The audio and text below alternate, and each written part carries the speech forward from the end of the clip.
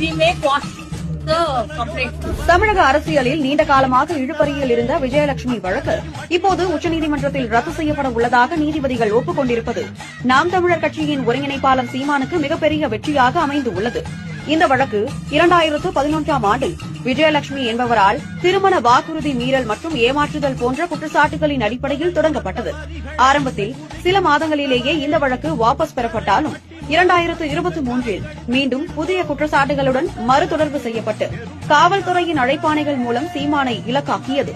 இந்த வழக்கு சென்னை உயர்நீதிமன்றத்தில் 2025 பிப்ரவரியில் சீமானின் மனு தள்ளுபடி செய்யப்பட்ட போதும் உச்சநீதிமன்றத்தில் 2025 ஜூலை 31ஆம் தேதி நடந்த விசாரணையில் இந்த குற்றச்சாட்டுகள் ஆதாரமற்றவை என்பதும் இதன் பின்னணியில் அரசியல் நோக்கங்கள் இருப்பதும் தெளிவாக வெளிப்பட்டது. இதனால் இந்த வழக்கு ரத்து செய்யப்பட உள்ளது. இந்த வழக்கு திமுகவின் திட்டமிட்ட அரசியல் உக்தியாகவே பார்க்கப்படுகிறது.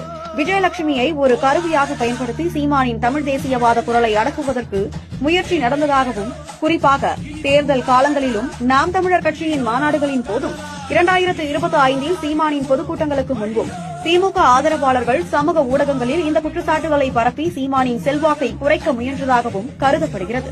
ஆனால் இந்த முயற்சிகள் பலனளிக்கவில்லை. உச்சநீதிமன்றத்தின் இந்த முடிவு சீமானின் உறுதியையும் அவரது தொண்டர்களின் அசைக்க முடியாத ஆதரவையும் மேலும் வலுப்படுத்தியுள்ளது.